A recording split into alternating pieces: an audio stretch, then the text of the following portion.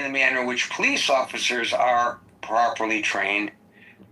But we do also know that even in the case of the police officers, we have questionable shootings all the time in this country. So a couple other things to discuss that are popping up today. There's a new ICE facility that's being developed that could speed up deportation for families and kids. It's a 528-bed holding facility for migrant families and unaccompanied children. It's to be established next to an airport hub in Alexandria, Louisiana, which would remove logistical headaches caused by wrangling children from foster homes and shelters across the country and not having anywhere to put them during the final preparations for flights. Now, we saw that last year when a bunch of Guatemalan children were woken up in the middle of the night and given almost no time to get to Harlingen, Texas, where they waited on an airport tarmac for hours. And while they were there, legal action was taken. A federal judge prevented their deportation. But the chaotic situation really underscored the challenges authorities have faced because they don't have anywhere to put families and children near the airport. So ICE is calling this area that's being developed near the Alexandria facility a staging area, not a detention center.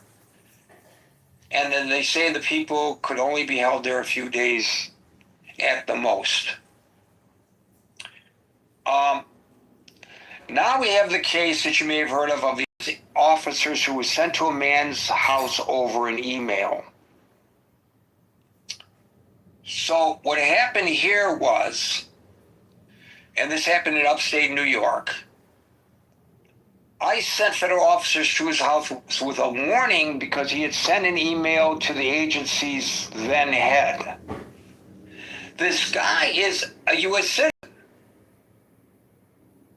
And he was on a trip to Finland when these two officers showed up at his home in Rochester, New York in June, presented his wife with warning notice, informing him that the email he sent months earlier was considered a threat. The mail was sent to then ICE head Todd Lyons. He was the acting director of ICE. This was in response to an ICE officer or an immigration officer fatally shooting Renee Good in Minneapolis during an anti-ICE demonstration. And in the email, Strever called Lyons, quote, a monstrous human being who, quote, will never know peace. He's claiming he was exercising his First Amendment rights. The warning claims that he may have committed a threat against a federal agent, which is against the law, and he's being investigated thereof. So today, Strever has sued ICE for sending the officers to his house with that warning. And he's claiming that he had the right to do so. ICE had no right to come to his home and threaten him and his family in his view, and so he is sued. Now this happened only, I don't know if it was before or after. I think days after, two ICE agents went also in upstate New York to a polling place to give a similar warning letter to a poll worker who was exercising her First Amendment rights, and they viewed what she had said as a threat as well. So Strever is being represented, by the way, by the Philadelphia-based Foundation for Individual Rights and Expression, claiming that his right to free expression was violated. And then finally, I want to touch on the ex-Afghan ally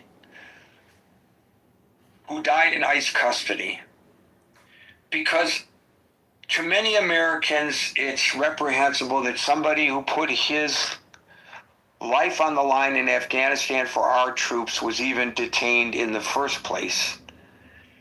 after being brought into the United States. And we now know today the cause of death. So I'm going to read the Associated Press story. An Afghan national who fought alongside U.S. forces died from an allergic reaction while in custody of ICE 1 day after he was detained for deportation proceedings, his death certificate shows. 41-year-old Mohammed Nazir Paktiwal suffered an adverse drug reaction to an unidentified substance which triggered anaphylaxis and exacerbated his asthma, according to the document. His March 14th death at a Dallas hospital was ruled to be an accident.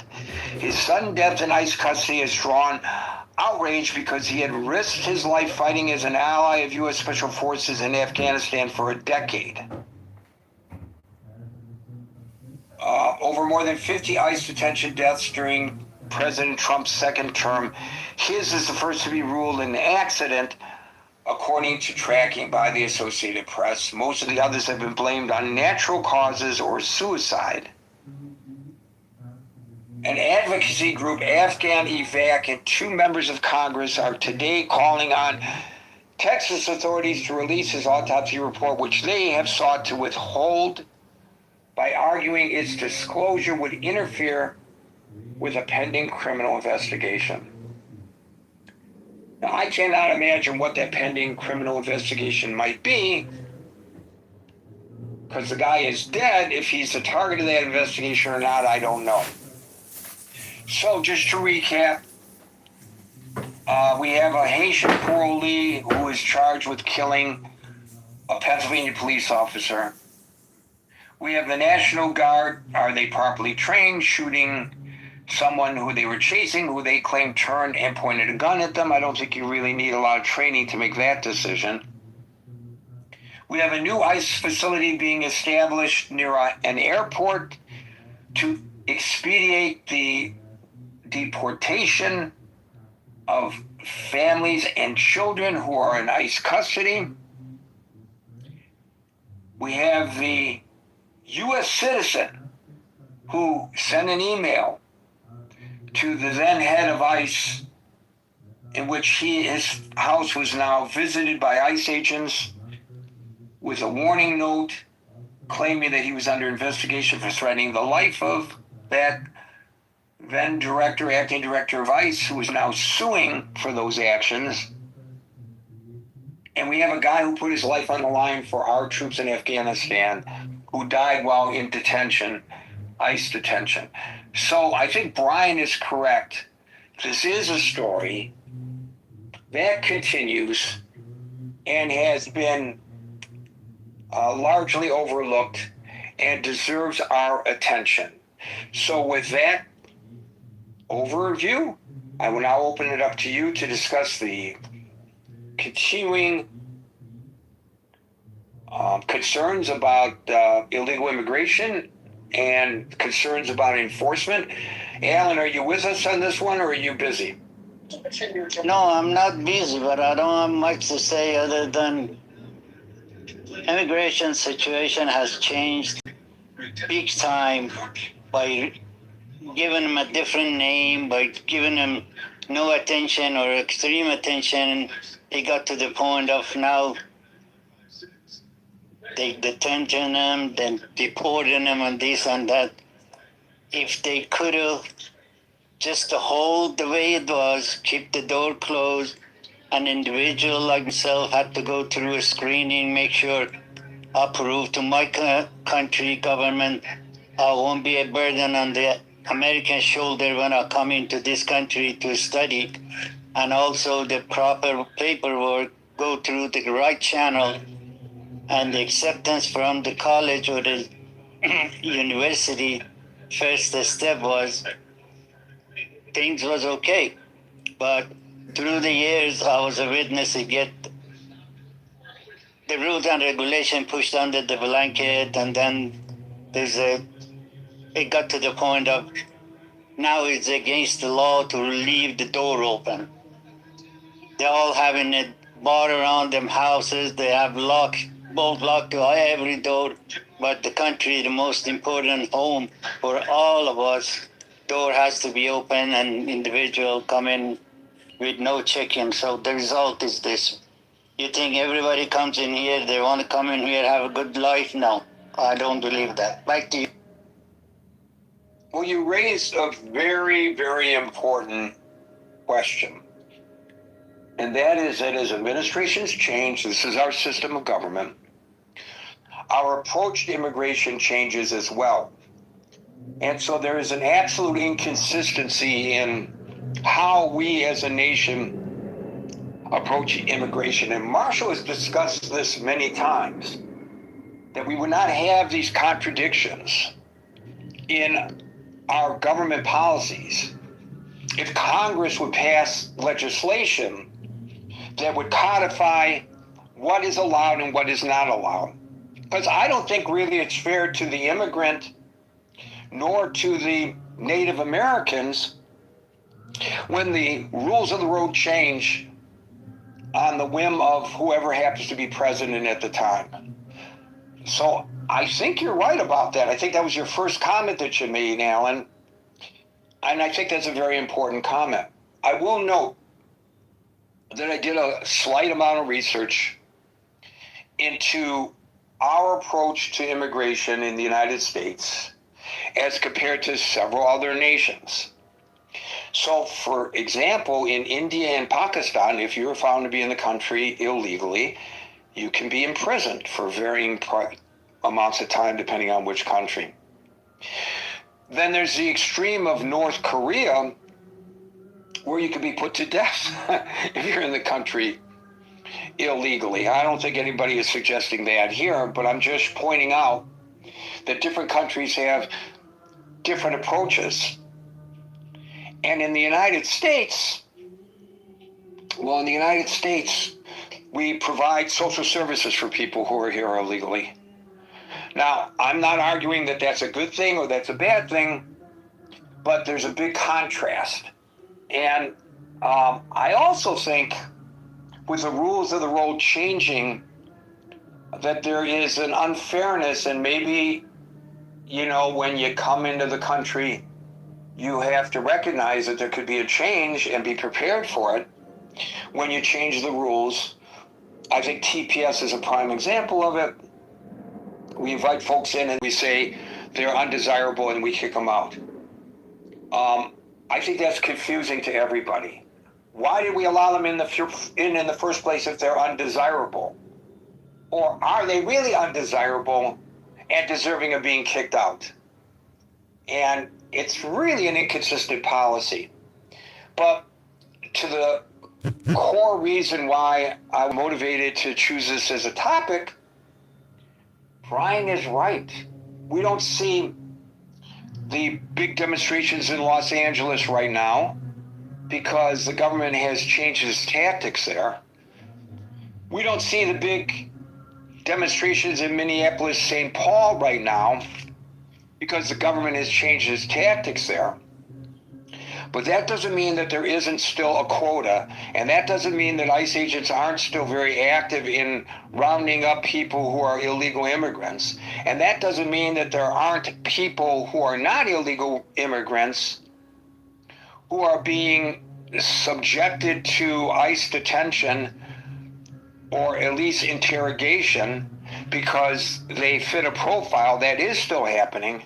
And because of all the other things that are going on right now in the world, and because the tactics have changed so markedly, it's not being widely covered in the news. But that doesn't mean it's not being covered in the news, because I just read to you from 4 or 5 different articles things that are occurring vis-a-vis immigration. So because there are no confrontations between ICE officers and demonstrators on the streets of Minneapolis or St. Paul or in downtown LA, should it no longer be something that we are attentive to? I think that the way we operate in this country, where we jump from crisis to crisis, doesn't give us a chance to properly assess any of these issues And it actually encourages not just civil disobedience, but civil disorder, because if you want to draw attention to your cause, it's pretty obvious that you have to go and, and break some rules in order to do so. Like the old saying, if you want to make an omelet, you got to break some shells, right? I think that's really what's happening here. Thank you for that, Alan. See, you didn't think you had much to contribute, but actually you did. Marshall, followed by Scott. So it sounds to me like one of those cases needs to be thoroughly investigated. The one where the cop got killed. The other three sound to me like excessive, like something like overly excessive. Somebody should not have died in custody, in particular somebody that served our country, unless they committed a felony and were on their way out. And they shouldn't have been abused even then. But if they committed a felony, they would have had to be in custody. The other two just sound a little weird. Now, there's a part of me that can kind of understand where you won't have peace can be taken as a threat, but the overwhelming part of me that likes freedom of speech goes, okay, so now we're criminalizing vague things that don't have any real meaning to them, right? Oh, you won't know peace? I take you won't know peace to mean I'm going to threaten you. Well, then what am I allowed to say to a public official if I'm upset with them? Right? So this just seems like the exact wrong way to handle things. I'm for enforcing the law. I'm for enforcing rules. I am not for excessive force. I am not for people dying in custody due to adverse drug reactions because they didn't bother to have a translator to check whether this guy could take the meds they were giving him or not. I'm not for abuse of any kind. And this is what happens when you run fast and break things. You hurt people along the way, and that just does not seem to me to be an acceptable way to do things.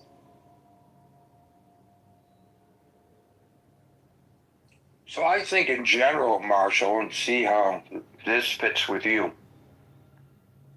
I think in general that this administration does things not necessarily because they think it will be upheld in the courts when challenged, but in order to put a chilling effect on free speech in this country. And they may be very well aware. That's exactly why they do that. Right. They may be that comes across to me exactly like that. They may be very well aware, Marshall, that these individuals did not break any law by saying you will see no rest. Is that a threat? Or is that saying that his conscience will be bothering him for the rest of his life? I guess you can interpret it either way. I mean, I take it as the conscience is going to be bothering you for the rest of your life. You'll never know peace. But again, what am I then allowed to say to a public official if I'm upset with them? If I think the way ICE has handled things has been criminal and negligent and cruel, what am I allowed to say? Am I not allowed to say that what you have done is cruel? Am I not allowed to say that what you have done is inhumane and that you'll never know peace because you've done such an inhumane thing? And what am I not allowed to? Where does the space between threatening a public official and simply being angry with the fact that they're enforcing law in this way, where does one end and the other begin? And there's another aspect to this, and that is sending two federal agents, in one case to this gentleman's house in Rochester, the other case to a woman who's volunteering her time as a poll worker on election day. The one who volunteered her time as a poll worker, that seems, they're both egregious, but the poll worker thing seems incredibly egregious to me. You couldn't go to her house and leave a letter. You had to go to the polling place. Federal agents had to show up at a polling place. Really? Are we serious? That was absolutely by design to help spread the fear. They wanted coverage of all this, in my opinion. So this is not dissimilar to the James Comey incident where he took a picture of some shells on the beach, and now he's being charged with threatening the president of the United States. First of all, they don't have any evidence that he put the shells out there himself. And secondly, even if he did, so what? A lot of people have used those numbers to talk about deep sixing this president, and that doesn't mean necessarily killing the president. And so I don't think that they really believe they're going to get conviction on James Comey. They just want to keep messing with him and continue to put a chilling effect on you and me, what we could say to criticize our government. And there may be those who say, you're just saying this because you have a dislike for Donald Trump. I'm not saying this in the context of a like or dislike for Donald Trump at all. I am saying this in the context of we do not want to set a precedent in this country where we cannot demand redress from our government. To me, this is worth taking to the streets over. Be kind, don't flip over cars, don't burn things, don't destroy people's property, because that's not legal. That's not protected by the First Amendment. But if I could do it, I'd create a sign and stick those guys' words on the sign and march around with that sign. Because how dare you tell me I can't say your conscience is going to bother you? How dare you tell me that I don't have the right to criticize my officials in this country? Right, and here's the thing, if you put it in the perspective, as I think some people might, that you only care because it's Donald Trump, but what happens when the next president is a liberal and conservatives want to criticize that person, and that president says, well, I'm going to send federal agents out to shut these people down. I care because it gives the president yet greater power and more ability to say things and get away with them and chill free speech. That's why I care. Not because it's Donald Trump, because of what will happen when the next person is in office and they can do the same thing he did. Exactly my point. Thank you, Marshall. If there are folks who disagree with Marshall and Gary, raise your hand. Scott, followed by Daryl. Hello, everybody. Nice to see you, everybody here. It's wonderful. How was the 4th of July in the birthplace of our nation, Scott? We want a first-hand report. It was amazing. It's always amazing. Every day in Philadelphia is amazing. It's why would this day be any different? What night? What day is it? What night is this? What makes it different than all others? No, it was good. It was good. It was hot. It was really, really hot, as it was in most of the Northeast. And a lot of fireworks, but it was nice. It was a nice day. I didn't do much active, but it was I followed the events of the day. It was nice. So I don't have a whole lot to say other than I think I echo some stuff Marshall has said about the problems with over the past few weeks about not passing laws and these things happening through the executive branch kind of willy-nilly and in pendulum swings. I also think something Marshall has said about doing things too quick and rushed and hurried. I mean, I think that this is an example of this, right? This administration is handling this ham-handedly. In some ways, I mean, that's tragically, people are losing their lives and lives are being ruined. But I mean, I think on some level, there was a mandate to get the border under control, right? I think that's clearly, the top two exit poll issues were prices and the border economy, which I read as prices, and the border. And this is overreaching and excessive. Bill Maher asked J.D. Vance, why can't we ever just go to the middle? Why extreme to extreme? And so I mean, I think that this is an example of that kind of extremist management. But I want to say something in response to Gary. You were talking a little bit about just this sort of overcorrections and excesses and that sort of thing. And why can't we get to a more stable polity and have more stable prescriptions? I was reading Robert Reich this morning, and it's funny because he and Steve Bannon are saying the same thing about the Democratic Socialists, and this is relevant in a second. I'll explain why. He says, in 2025, over 250 DSA members held elected public office across 40 states, with 90% of them elected after 2019. Pundits eager to declare a new movement or sound the alarm about socialism are having a field day, but they're wrong. I don't mean to minimize the role of the DSA or the significance of democratic socialism, but the fact is voters who have supported these candidates haven't done so because they've been particularly attracted to the idea of democratic socialism. Most don't even know what democratic socialism is. In reality, voters have been attracted to vigorous young people who are committed to getting stuff done. Voters have had it with incumbents who have been in their jobs for decades at a time of record inequalities of income, wealth, and opportunity. When billionaires are behind much of what our government is doing, voters want fighters who will get big corporate money out of our politics and go to the mat for average working people. And he goes on to describe how just this sort of impulse, what in the activism energy of these candidates draws people to them. The same thing could be said for Trump and his ready, fire, aim approach to immigration and a host of other things. But I think people are frustrated and they want action, and that frustration and action and feeling disenfranchised where the establishment is concerned leads to this kind of stuff that you were talking about, Gary, the pendulum swinging, right? People just will reach for any solution, right? And I think that this is sadly, I think we are going to experience much more of this before we experience less of it. I think the mood of the country will have to change, and we'll have to get out of this disruptive mood, or we'll get more extreme policies like the Trump immigration policy. We'll get people, these populists on the left and the right, that are called upon to just do something, right? And then we get frustrated when the something isn't quite what we signed up for or bargained for. Thanks, Ken.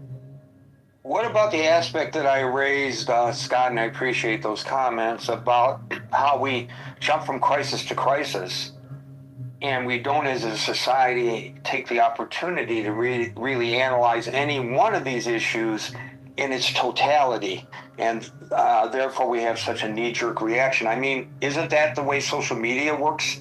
And people are getting what they believe to be their news right now from social media. Isn't that really where we are suffering from a lack of an attention span? I don't know whether this is by design or not, but it certainly has the effect of people not really understanding the nuances of an issue, and then opining upon it and maybe even acting upon something that they don't even know what they're talking about. Yeah, absolutely, Gary. I mean, nobody's going to say the American culture's problem is that it suffers from too much depth, right? Or else we wouldn't have elected Donald Trump. Excuse me. But I think, the problem is with populist disruption is you don't really get to choose the disruptor you get, right? And so, Marshall can see, what this populist disruption did to his party. And you don't get to choose all the ill effects. The same thing with the Democratic Socialists. You don't get to choose. You want change. You want disruption. You want something to shake things up, but you don't always get to choose. And again, that impulse to change things, that impulse to disrupt, that's almost the antithetical impulse to what you're talking about, right? The sort of reflective, deep analysis, right? I don't know that we're going to see a candidate like that, or candidate. I don't think that the culture rewards candidates like that, right? The culture doesn't reward. The culture rewards the populists on either side of the spectrum that are saying, look, it's grievance politics. It's, here's the problem. Let me tell you who to blame for it. And let me give you a solution that, again, tends to blame and demonize or be overly reductionist and simplistic. And that's why we're living where we are with the immigration policies that we have. Thank you, Scott. Over the weekend, I went out to watch the tall ships sail into New York Harbor. And afterwards, I learned that one of those ships was turned around by the Coast Guard and the NYPD. And the reason they were turned around is because they were, and they're an ecological group. And the reason they were turned around was because they were holding up banners, or they had displayed banners about clean water and so forth. And I see all this condemnation on the internet And this is Donald Trump's America. Donald Trump won't allow for the free speech for things that he disagrees with. This is Donald Trump's doing. So there's a lot of stuff that the president owns. There's a lot of stuff that the president owns. But if you take a deeper dive into the story, which I don't think a lot of people did because, of course, folks aren't relying on the mainstream news media any longer because the mainstream media is so biased, so we have to rely on the real journalists. Those are anybody who has an iPhone.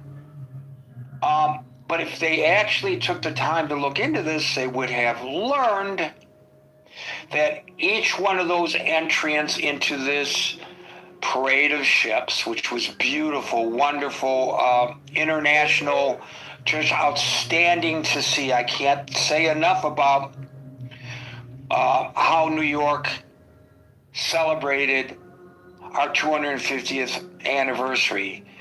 You would have learned that they all agreed before setting sail to not display any signs of advocacy on their ships because they wanted to make this an apolitical event. So they had agreed to not do it in order to participate. They violated the agreement, which I guess, is their prerogative to do, but then they were turned around, as was the prerogative of the Coast Guard and the NYPD. It's not Donald Trump saying, oh my God, I just watched on television on Fox that this ship has something that is displaying that is egregious to me. I order the Coast Guard to intervene. That's not what happened. So when it comes to this issue of immigration, it too is a very, very complex issue.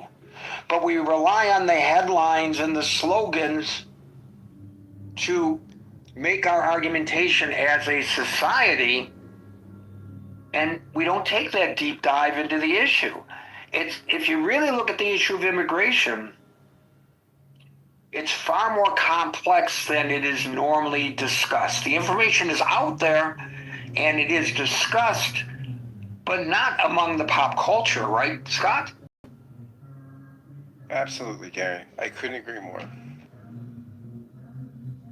And therein lies the problem. We as Americans have become lazy. And why do I say that? Because all that information is available right there on the very internet from which we gain the headlines and the slogans. But you can take a deeper dive and see what the reality is of the situation. And we don't take that time. And then we complain about what we get. Well, shame on us for not informing ourselves. The dynamics of the marketplace right now is causing a contraction in news coverage. So if there's a dearth of news coverage, then isn't it incumbent upon you and me to look at these issues holistically and not based on the slogans of the internet? I mean, my God, I've been studying this, and they say if you really want attention, say it in under 60 seconds. Do it on camera, and also include the voice to text on your presentation because nobody's listening, they're just looking. And by the way, if you're a hot woman, your chances of people actually paying attention to what you have to say are much greater than if you are Scott or Gary. I guarantee you that. So, because it's a very visual thing. I don't know. I think we have a responsibility to ourselves, and if we don't take that responsibility, as Pogo said, I've met the enemy and he is us. We have to look into the mirror and say, did we not bring this upon ourselves? And I think that's exactly what we are doing. Ben, followed by Pluto. Well, Gary, you're not a hot, good-looking woman. I'm surprised. I was mistaken. Sorry, this is something that's new to me. But be that as it may, I think I'm still willing to listen to you, even though you're not hot, good-looking woman. I really appreciate you making an exception when it comes to the critical thinking. Yeah, exactly. But Gary, you know what? You're saying people are not thinking, they're not deep diving. Have you not forgotten the adage that ignorance is the bliss? Come on, we all want bliss, and to get to that state of being in the blissful mindset, the best way to do that is to ignore, is to have ignorance. So why would humans want to dive deeper into something like the critical thinking forum, what we talked about, right? So there's your explanation. And along those lines, I want to answer a question that posed by Marshall.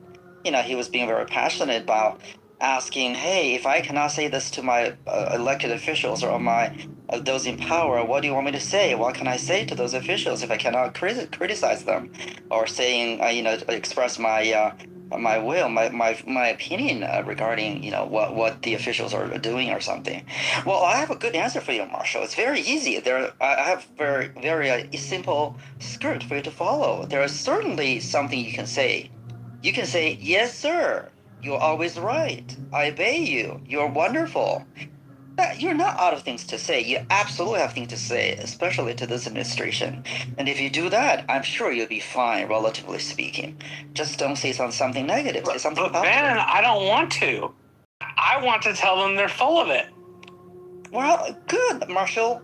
You know what? What you want matters not as much as what Donald Trump wants. I'm sorry to tell you the truth. That's just the reality. I respect you. I think I know you more about Donald Trump. I've spoken with you more than with Donald Trump, but this much I know. What you want, what you wish, unfortunately, does not matter that much. It's what Trump wants. And the reason is not because you're not as smart, you're not as diligent or hardworking. The reason is because he has the power. He can order National Guard to stop you. Can you? Can you order National Guard from Texas to stop him? No. So just be done with it. Anyway, back to the immigration story, Gary. I think this is something, the story you mentioned, the federal officials visiting someone who merely said something, I can't remember exactly what you were quoting, but something about don't like what the government is doing, or peace. Hopefully, the peace will be with them, or something like that. I'm sorry, I'm quoting Star Trek. But the point, Star Wars. The point being that person, I believe, based on what you just quoted, did not make any specific threat against a federal official, as in such and such a date, such and such time and place, I'm gonna damage, hurt them, or kill them. None of that. You're right. He called Lyons a monstrous human being who will never know peace. Well, to me, I'm no expert on deciding these cases, but it's fair to say that it does not meet the standard of specific credible threat against a federal official. And I believe that's what most laws would actually adhere to. And it's the same, it's very similar analysis when we talked about that Los Angeles ICE detention case that issued by Justice Kavanaugh on behalf of the Supreme Court, which basically you're saying that Congress should have some laws or have they should play the role of deciding these standards. They have congressional statutes clearly say it has to be reasonable suspicion based on specific articulable facts. That's the standard by which ICE officials would have the authority to stop and interrogate an individual on the street, thinking that person might be an illegal person, a legal alien. Well, what Justice Kavanaugh and the Supreme Court came out with, so-called specific articulable facts, was that if you hang around certain places like Home Depot, if you speak Spanish or a different language, if you belong to a particular race or an ethnicity, that's specific and articulable enough. You can be stopped, and you can be detained. However, briefly, even though the court never even bothered mentioned what the standard for briefly detention, they assumed it's 20 minutes. No, that could be days. That would still be considered reasonable detention on part of the ICE officials. So the courts are really allowing or interpreting congressional statute in a way that's giving the administration, the executive branch, broad brushed leeway of really infringing our individual rights, regardless whether you are a citizen or not.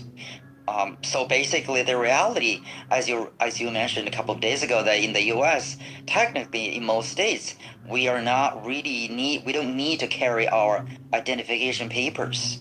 Well, I don't think that's a good strategy in this day and age, particularly if you, the generic you, belongs to some of those four groups as identified by the Supreme Court, particularly race or ethnicity, the ability to speak a foreign language, maybe Spanish, maybe something else, and your habit of hanging around places like Home Depot. Don't do that anymore. Or if you do that, carry your citizenship papers or your passport, if you will. Now, the last thing I want to say is this, Gary. You actually mentioned Pakistan or North Korea in terms of what they could do to illegal aliens, like detain them or maybe even arrest them or jail them or something like that. Well, guess In the what? case of North Korea, they put them to death, actually. Oh, sure, sure. Well, actually, even in Europe, for example, I was in France. I think people were carrying papers because, gypsies were stopped by the French police to show their passports. Okay, this is many years ago. I don't want to badmouth France. This is probably, many, many years ago. But here's my point, Gary. I think by merely saying that, you've pretty much answered your own question, which is that, are we benchmarking living in the U.S., freedom to speech, freedom to really associate our general freedoms in the U.S. Are we benchmarking that against Pakistan and North Korea? And if we are, we're certainly better off than those countries. Absolutely. Even this day and age under Trump, I still think we have a lot more freedoms, a lot more opportunity than those other countries, right? Pakistan or North Korea. But guess what? The fact that those three countries are even mentioned in the same sentence, benchmarking our lifestyle and freedom to live, freedom to express, against those other countries, that tells me something quite substantial, quite significant. And I'll land on this sort of joke by Ronald Reagan. There was a video. He was talking about Gorbachev, an American diplomat, and talking with a Russian diplomat. The American diplomat says, "Oh, we have so much freedom in the U.S. I can walk into President's White House and say in front of President Reagan, 'Hey, President Reagan, I don't like the way you run our country. You suck.'" I'm paraphrasing this, and we can do that, and we'll be fine. And then the Russian diplomat says, "Hey, that's the same here in Russia. I can walk into Mr. Gorbachev's office and say, 'Mr. Gorbachev, I don't like the way Mr. Reagan is running the country of the U.S. I think he sucks.' Same freedom." So I'll leave you with that. Hopefully this will bring a smile on your face at the July 4th, 250 years of independence. Thank you, Gary. So, Ben, you mentioned that I mentioned Pakistan and North Korea, but I also mentioned India.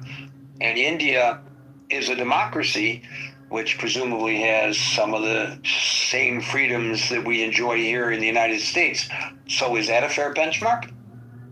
So the thing is this, Gary. This goes back to a slightly a broader topic, but it's the same. To me, it's the same thing. I think labeling or calling someone by a name, someone could be a country, is not important anymore. It's kind of related to what we talked about regarding the Democratic Social Party in New York and other elections, or in Colorado. Calling them communist or socialist, or you'll get to all this Wikipedia definition. What is a communist? What is a socialist? What is a capitalist? I think the important thing to people is that what you do. You can call someone, a gray or a grass or whatever. It really is literally what they actually do, their policies. Just by calling a country is, whether it's North Korea or Cuba or France or UK or China, I think that goes back to what you were saying. We need to take a little deeper dive as under the name of the label, whether you're Democrat or whether you're Republican, it's all not that important. It's what you support. I mean, on this platform, there are many people that claim to be, I'm a lifelong Democrat, and yet they vote for Trump. They support Trump. Was that not normal? Of course it's normal. It's fine. I mean, it's really literally what your action, not the label. So whether it's Pakistan, whether it's North Korea, whether it's United States of America, just because you have a label does not mean that you are that forever. Things could change. Okay. Well, in the olden days, like 20 years ago, maybe it's okay to say, "Oh, I hate this official. They suck. They're not something that I would support to. I hate them." Blah blah blah. That might be okay. Well, now it may not be. So the U.S. is still the U.S. It's still a democracy. It's still the same constitution. Times have changed, like Justice Roberts said, but the constitution is the same. So look at the action, the policies, but not so much just the label. Well, I will note that India, no matter what one might label it, is like the United States, is a multicultural democracy. It guarantees foundational civil liberties, including freedom of speech, to which we are kind of discussing right now, freedom of assembly, freedom of religion. They don't have a First Amendment that protects the press to the degree that our First Amendment does, but they do have, in a broader sense, protections of the news organizations there. Not as good as here. There are organizations that fight for press freedom. Sometimes they're successful, sometimes they're not. But that's a country where if you're caught in there illegally, you will serve prison time. Not just deportation, but actual prison time.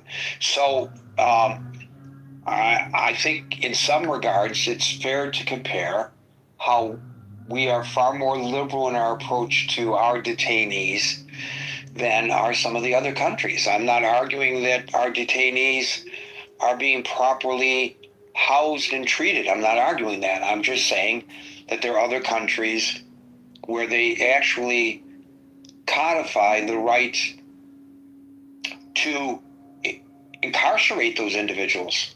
And I think it's fair to bring that up, don't you? Yeah, can I just say one last thing? I think it's the comparison is whether it's horizontal or vertical.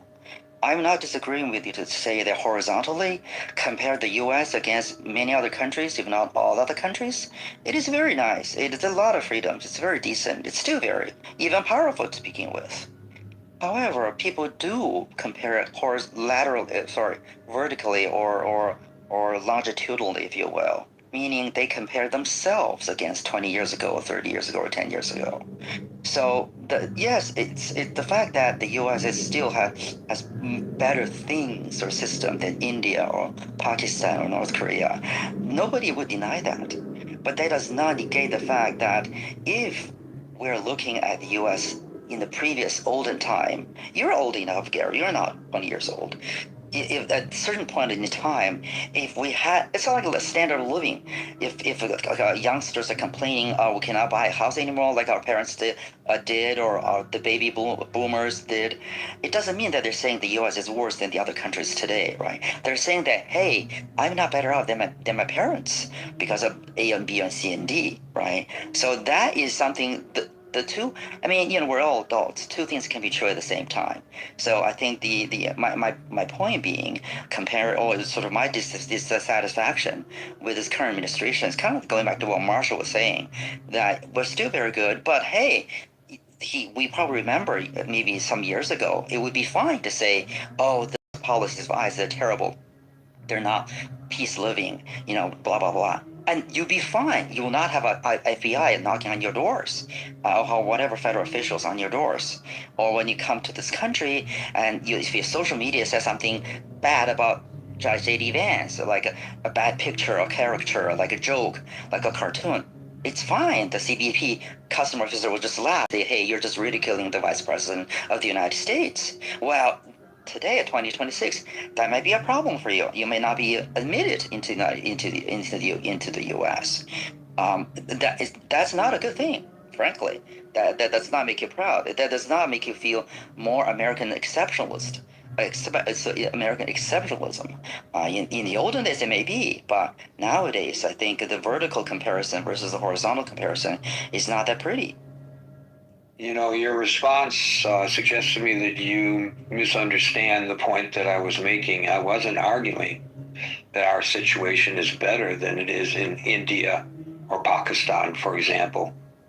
I just said that it's different. And there might be people who would suggest that I'm not for sure suggesting that we put to death people who were in the country illegally, like they do in North Korea. But there are those who might say, oh, Gary's got a point there. They do a much better job of controlling immigration in India and Pakistan than we do here in the United States. So I don't know where you interpret my laying out the facts as an argument when I never gave it an argument. I just laid out the facts. Maybe in my mind, and I'm not saying it is, I feel like instead of detaining and deporting, maybe we should incarcerate them for a number of years. How do you know that that's not my position? You don't, because I haven't said in one way or the other. I'm just pointing out that in other countries they handle it completely different. We're very liberal in our treatment of illegal immigrants. I'm not saying that's good and I'm not saying that's bad, but I'm pointing it out as a fact. We house people. We provide social services for people. We provide education for people. We provide medical care for people. If I'm in the country illegally and I go to the hospital, they don't check my bona fides. They treat me. In other countries, they might put me in prison. You might say, wow, that's great that we have these freedoms in the United States, or that the immigrants have these freedoms in the United States that elude them in other countries. But you could take those same facts and look at it from a different perspective and say, why are we doing this? Why are my tax dollars paying for the education of illegal immigrants? And that's a discussion valuable of us having. But I'm just saying, you presume a point of view when I present some facts, when I never presented a point of view one way or the other. Well, I think it's my assumption actually. I'm making this assumption that when we have been a generous country, not the generous country as in open borders. I absolutely disagree with that. There's no argument. But when we are having more opportunity to express our thoughts, our dissatisfactions against our government officials without being afraid of any political consequences, I think that's a better country than what it is now. Again, as I was comparing laterally, with other country, I'm recognizing that even now, under the so-called more restricted environment, we're still better than North Korea or Pakistan. But I'm making a point that we could be better. Doesn't Donald Trump wants to make America great again? Well, I just want to make America better again. Maybe not great, but better again, better than what we are experiencing in terms of limited freedom, in terms of our policies that are not conducive to cultivate family values, of the rights that are being guaranteed in the Constitution, in my personal opinion. Of course, not according to the Supreme Court. So that's my point. I think your assumption is fair. I mean, I recognize that there are other people that even wanted to be perhaps just like those other countries. Okay, maybe not to the extreme of jailing people for being illegal alien, but just to kick them out. Don't care too much about whatever their rights are, if you will. Sure. And perhaps there's a significant number of those individuals that are voting, getting these officials into public office. But we're a critical thinking forum. I'm laying out I'm also describing sort of a fact, what's been happened, the evolution, the changes of the U.S. My personal opinion on American exceptionalism is that the U.S. has been strong beyond just having more missiles or nuclear bombs or the dollar strength. There's certain moral, certain sort of lifestyle ideals that I would adhere to. We can certainly give up those ideals for sure, no problem, just like those other countries. But having said that, remember, then we would be at a lesser position of criticizing other countries, of standing on the top of the soapbox, lecturing these other countries, because literally we're even comparing ourselves to North Korea and Pakistan. That to me is quite new. Not impossible, not illogical, but that is something that we'll have to be ready to accept. Just personal thoughts. Thank you, Ben. We'll go to Casper, followed by Simba. Gary, I want to say that if possible, I'd like to tie your most recent Substack to this discussion of immigration, if that's okay. In the Substack, which is excellent, you point out that certain religious groups are hiding their identity because... well, one religious group. Okay, so I'm trying to use euphemisms to not trigger people in the room, but there's certain people in America who will stab you and murder you based on your religion. We all know that's the fact.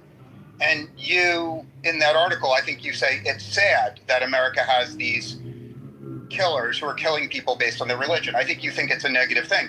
Well, I would like to connect this discussion of immigration because the fact of the matter, Gary, in very succinct, simple terms, is the progressive people, the leftists, have allowed immigrants that are the perpetrators of those crimes. So what I'm saying is the decision by the progressive community to allow immigration of killers is what's causing the killing. And in particular, I would call your attention, Gary, to Malmo, where the progressives, the leftists, they have flooded Malmo with killers. And that community you wrote about in your Substack has been entirely driven out. The pogroms in Kristallnacht are driven out. So I'll close by saying, Gary, you are smart, you are correct, you are ethical to lament the murders and the religious-based attacks. But I respectfully think that your friends in the progressive movements are what's causing those attacks. And you should call out the progressives for allowing that immigration. And if the immigration continues, the violence and murders will continue. And I say that with love, respect.